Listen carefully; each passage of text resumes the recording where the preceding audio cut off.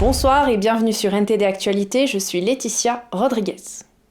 La présidente de l'Union européenne, Ursula von der Leyen, et le président Emmanuel Macron ont rencontré le dirigeant chinois Xi Jinping à Pékin lors de discussions très attendues. Emmanuel Macron a déclaré que l'Occident devait faire appel à la Chine afin de mettre un terme à la guerre en Ukraine et afin d'éviter une spirale de tension qui pourrait diviser les puissances mondiales en blocs belligérants. Ursula von der Leyen a déclaré qu'elle ne considérait pas la dissociation de la Chine comme une stratégie viable ou souhaitable. Le président français Emmanuel Macron et la présidente de la Commission européenne Ursula von der Leyen ont rencontré jeudi le dirigeant chinois Xi Jinping à Pékin. Il s'agit du premier voyage de von der Leyen en Chine depuis sa prise de fonction en tant que présidente de la Commission européenne en 2019. L'Union européenne et la Chine entretiennent aujourd'hui des relations étendues et complexes. La façon dont nous gérons ces relations sera un facteur déterminant pour notre prospérité économique future. C'est pourquoi je ne considère pas que se dissocier de la Chine soit une stratégie viable ou souhaitable. Mais je vois également un certain nombre de risques auxquels l'Europe doit faire face. Macron a déclaré que l'Europe devait s'abstenir de réduire ses relations commerciales et diplomatiques avec Pékin. Il voyage avec une délégation de 50 chefs d'entreprise, dont Airbus et le producteur d'énergie nucléaire EDF. Ce n'est pas une approche anti-chinoise, c'est une approche pro-européenne. Et je pense que nous, Européens, on veut faire du commerce avec vous en respectant le fait que le président de la Chine a d'abord des déterminants pro-chinois. Et nous, on vient faire du commerce et on veut développer les choses, mais en ayant d'abord des déterminants pro-européens. Et au fond, l'Europe est un très grand marché, c'est une force, mais c'est aussi une puissance qui veut développer son industrie, qui veut pouvoir la protéger et protéger des secteurs. Macron et von der Leyen se sont rendus en Chine pour témoigner de l'unité européenne et soutenir l'Ukraine face à l'invasion russe. Von der Leyen a déclaré avoir averti la Chine de ne pas envoyer d'armes à la Russie. Je vais être très clair sur ce point. Armer tout agresseur est une violation flagrante du droit international. C'est l'agresseur et il ne devrait jamais être armé. Et cela nuirait considérablement aux relations entre l'Union européenne et la Chine. Macron est arrivé à Pékin mercredi en fin de journée, soit un jour plus tôt que von der Leyen. Il a exhorté Xi à se montrer raisonnable à l'égard de la Russie et à contribuer à mettre fin à la guerre en Ukraine. L'agression russe en Ukraine a porté un coup à cette stabilité. Elle a mis fin à des décennies de paix en Europe. Et je sais pouvoir compter sur vous, au titre d'ailleurs des deux principes que je viens d'évoquer, pour ramener la Russie à la raison et tout le monde à la table des négociations. La visite des dirigeants européens en Chine intervient après des années de relations tendues avec Pékin sur des questions telles que les accusations de violation des droits au Xinjiang, un pacte d'investissement bloqué et la réticence de la Chine à condamner la Russie pour son invasion de l'Ukraine. Et hier, les médecins de l'ancien Premier ministre italien Silvio Berlusconi ont annoncé qu'il souffre d'un cancer chronique du sang et qu'il est en soins intensifs pour une infection pulmonaire.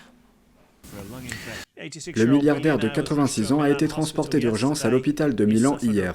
Il a souffert à plusieurs reprises de problèmes de santé ces dernières années et n'est sorti de l'hôpital que la semaine dernière après avoir été traité pendant quelques jours.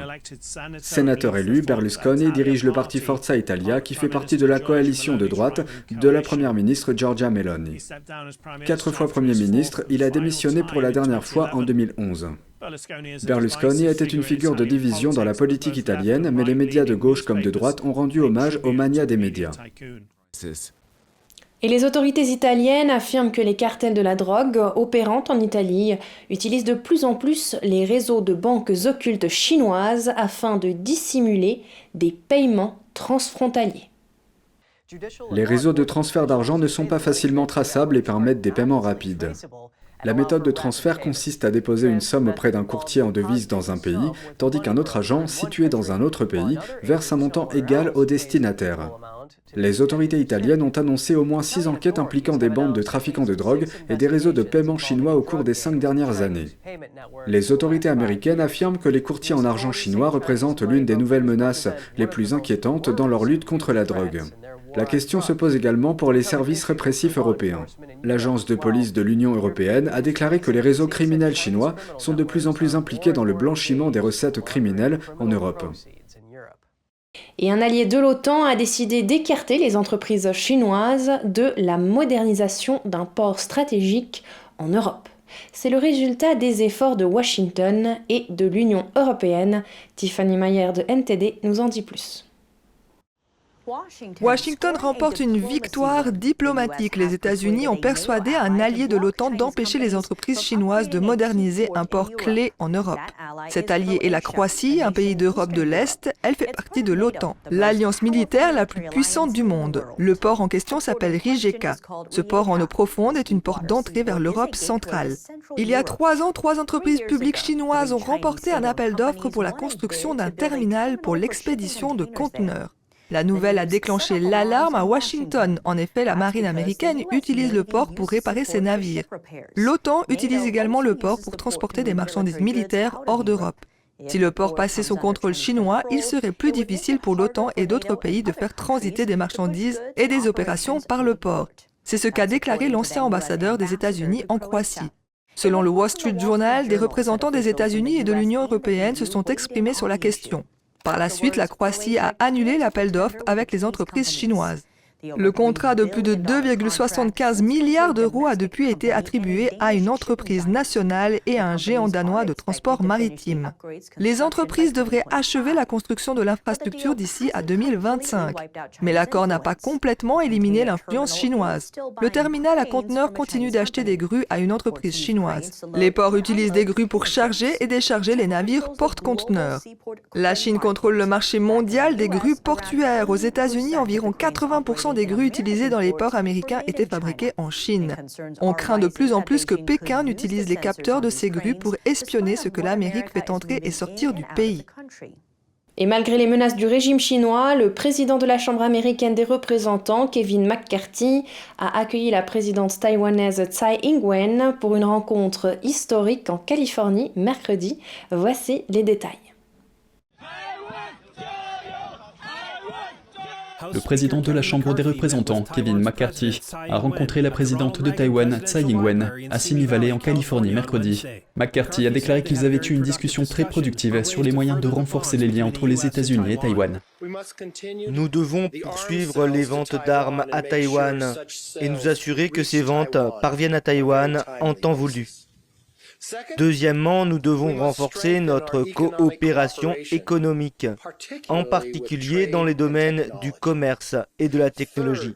Enfin, nous devons continuer à promouvoir nos valeurs communes sur la scène internationale. McCarthy est le plus haut fonctionnaire américain à avoir rencontré un dirigeant taïwanais sur le sol américain depuis 1979. Il a déclaré que le soutien de l'Amérique à Taïwan serait résolu, inébranlable et bipartisan. Un journaliste lui a demandé s'il craignait que cette rencontre n'aggrave les tensions avec le régime chinois.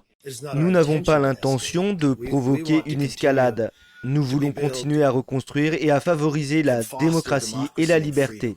Le régime chinois affirme que Taïwan fait partie de son territoire, bien qu'il n'ait jamais contrôlé l'île. Tsai a mentionné son approche des relations entre Taïwan et la Chine dans le discours qu'elle a prononcé à l'issue de la réunion. Lors de la discussion avec les dirigeants du Congrès ce matin, j'ai réitéré l'engagement de Taïwan à défendre le statu quo pacifique. J'ai également mis l'accent sur une conviction défendue par le président Reagan. Pour préserver la paix, nous devons être forts. Un groupe bipartisan de membres du Congrès américain a participé à la réunion, dont Pete Aguilar, président du groupe démocrate de la Chambre des représentants. J'ai indiqué à la présidente Tsai que les démocrates de la Chambre ne renonceront jamais à cette relation et qu'ils travailleront main dans la main avec l'administration Biden pour affirmer notre engagement, car nous comprenons le rôle unique, le rôle vital que joue Taïwan dans la région. Le régime chinois entend réagir vivement à cette rencontre, lorsque Nancy Pelosi, alors présidente de la Chambre des représentants, s'est rendue à Taïwan en août dernier. La Chine a réagi en procédant à ses plus grands exercices de tir réel depuis des décennies. À partir de quel âge la chirurgie transgenre est-elle appropriée ? Un journaliste du Washington Examiner a demandé au secrétaire de presse de la Maison-Blanche quelle était la position du président. La réponse a provoqué une tempête ardente. Aujourd'hui, l'Indiana vient d'interdire les bloqueurs de puberté, les thérapies hormonales et les chirurgies de transition de genre pour les mineurs. Je me demande quelle est la réaction du président à la signature de ce projet de loi par le gouverneur de l'Indiana, et le président a-t-il une position sur l'âge auquel ces types de thérapies et d'interventions chirurgicales sont appropriés? C'est à l'enfant et à ses parents de décider. Ce n'est pas quelque chose que nous pensons devoir être décidé par les législateurs. Je m'en tiendrai donc là. Certains utilisateurs de Twitter ont réagi avec incrédulité. Beaucoup ont estimé qu'il était inapproprié de laisser un enfant prendre des décisions aussi importantes pour sa vie. L'animateur du podcast Outkick a demandé « Alors pourquoi pas la cigarette et l'alcool ?» Environ 85% des Américains pensent que les mineurs devraient être obligés d'attendre d'être adultes pour utiliser des hormones et des procédures transsexuelles, selon un sondage réalisé par le groupe Trafalgar en octobre dernier. Jean-Pierre a été critiqué la semaine dernière pour avoir déclaré que la communauté transgenre était attaquée, quelques jours après qu'un tireur transgenre ait tué des enfants et des adultes dans une école. Hier, un procureur suédois a déclaré que l'on ne sait toujours pas qui est à l'origine de l'explosion du gazoduc Nord Stream de l'année dernière. Les circonstances entourant ce qu'il appelle le sabotage sont difficiles à élucider. Les gazoducs Nord Stream 1 et 2 relient la Russie et l'Allemagne à travers la mer Baltique. En septembre dernier, de multiples explosions ont provoqué 4 trous, sur lesquels les autorités suédoises et danoises ont mené une enquête. La nouvelle déclaration de la Suède confirme que les explosions ressemblent à un sabotage, mais le procureur a également déclaré que les spéculations actuelles sur l'incident n'avaient aucune incidence sur l'enquête. Il a précisé que l'enquête devait se fonder sur les faits et l'analyse des informations disponibles. Et en Suède, la plupart de la population s'accorde à dire que les enfants boueux sont des enfants heureux. Les enfants d'âge préscolaire jouent en plein air au moins 2 heures par jour dans le cadre du programme national d'enseignement. Une école maternelle forestière très populaire a une liste d'attente de pas moins de 300 élèves. En Suède, une promenade boueuse pendant les heures de classe est la norme. Des enfants de moins de 7 ans couverts de terre n'ont rien d'une surprise. De fait, c'est même encouragé. Certaines écoles maternelles vont même plus loin. À l'école maternelle Pluie et Soleil, la plupart des cours se déroulent à l'extérieur. Ce groupe d'enfants de 2 et 3 ans étudie le feu depuis 6 semaines. Il est plus facile de voir comment fonctionne un feu et comment l'allumer. Et de parler de ce dont on a besoin pour allumer un feu. De la chaleur, des matériaux, de l'oxygène. Et s'il n'y en a pas, le feu va s'éteindre. Les enfants et leurs enseignants ont également coupé le bois nécessaire à leurs aventures pour allumer des feux et faire cuire leur collation. Le repas du jour est composé de crêpes. Après avoir partagé de petites crêpes, ils ont décidé d'en faire une dernière grande qu'ils partagent équitablement entre tous les enfants. C'est beaucoup mieux pour les enfants d'apprendre dans des environnements authentiques. Donc, si nous allons leur apprendre à diviser et à compter, je vais compter les enfants et je vais diviser la crêpe. Ils apprennent également à assumer leurs responsabilités et celles de leurs amis. C'est bon pour eux d'apprendre à gérer leurs propres affaires et ils sont aussi très fiers de pouvoir le faire, de pouvoir porter leur sac à dos, de l'ouvrir et d'en sortir les bouteilles d'eau s'ils en ont besoin. Créée dans les années 1980, l'école de plein air Pluie et Soleil propose aujourd'hui un apprentissage basé sur l'expérience dans 200 écoles à travers le pays. Pas moins de 300 élèves sont actuellement sur la liste d'attente pour avoir une chance d'y participer. Un expert en éducation en plein air affirme que l'apprentissage en plein air diminue le niveau de stress, ce qui favorise la concentration. Le niveau de cortisol diminue, celui de sérotonine augmente. Le cortisol est l'hormone du stress. Peut-être que si vous allez dans des environnements verts et bleus, le niveau de stress diminue. La concentration est plus élevée et il est plus facile de se concentrer. Selon lui, l'apprentissage en plein air devrait devenir la norme à tous les niveaux de l'enseignement. Mais l'apprentissage en plein air n'est pas forcément adapté à toutes les situations, car il faut tenir compte de la culture et de la tradition. Nous avons besoin d'un changement de paradigme dans le cerveau pour penser à l'apprentissage. À quoi sert-il et quel est le but de l'enseignement? Il ne s'agit pas seulement de rester assis pendant 9 ans dans une salle de classe. La santé des enfants passe avant tout. Les enfants qui fréquentent ces écoles forestières en Suède portent toujours l'équipement approprié. S'ils ont trop froid ou s'il y a trop de vent et qu'ils ne peuvent pas entendre les leçons, les enfants seront réchauffés par l'enseignement en salle de classe. Après leur retour de leur aventure en forêt et un déjeuner chaud, les enfants sont prêts pour leur sieste quotidienne, bien sûr, à l'extérieur, sous le porche de l'école. Et après avoir époustouflé des spectateurs dans d'autres villes européennes, la compagnie Shenyun Performing Arts est de retour en France. Les artistes étaient à Nantes du 3 au 6 avril pour offrir au public un spectacle grandiose de danse et de musique traditionnelle chinoise. Leur tournée se poursuivra à Montpellier, Tours et Paris du 16 avril au 6 mai prochain. À l'occasion des représentations ayant eu lieu à la Cité des Congrès de Nantes, notre journaliste Ying Wang a donné la parole à quelques spectateurs émerveillés.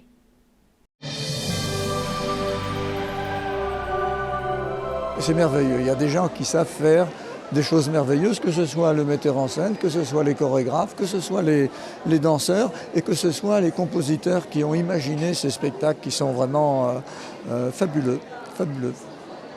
J'ai trouvé que c'était vraiment une véritable connexion au divin. C'est vraiment l'appel du cœur qui fonctionne et j'ai remarqué vraiment dans la grâce et la beauté de tous ces artistes vraiment une connexion parfaite avec une belle énergie maîtrisée et on ressent vraiment cette merveille de corps humain, la merveille de la beauté divine. C'est effectivement divin. On plane, on monte dans l'atmosphère et on survole un peu et on oublie les soucis et le quotidien qui est parfois un petit peu terne. Le public a salué la divine mélodie comme un miracle de beauté qui éveille l'âme et la rend plus légère, une véritable connexion avec le divin. On se sent léger parce qu'on se sent transporté dans un autre univers, qui est à la fois un univers féerique bien sûr, mais enfin les tableaux sont très expressifs de certaines difficultés rencontrées par les personnages ou par les dynasties, puisqu'il s'agit à certains moments de retranscription de très anciens événements de l'Empire chinois. Le travail artistique est de très très grande qualité. J'ai remarqué également toute la grâce et la beauté de toute la féminité qui s'exprime, ainsi que la masculinité. Et ça, c'était vraiment divin, toute cette connexion. Et je pense que pour le monde actuel, il y a aussi un reflet où justement les gens sont déconnectés, ils sont soi-disant connectés à du matériel, mais ils ne sont pas connectés au cœur. Et c'est ça que ça nous rappelle dans le spectacle, de se connecter au cœur. Et c'est ça qui fait notre partie divine et qui fait notre humanité, en fait, en définitive. C'est la connexion du corps et de l'esprit. Je dirais que c'est la vibration de l'âme, en fait, tout simplement. Et on a besoin de ça parce qu'on est ça. Au fond de nous-mêmes, on est ça. Donc voilà, merci pour ces merveilles. Shenyun poursuivra sa tournée à Montpellier, Tours et Paris du 16 avril au 6 mai prochain.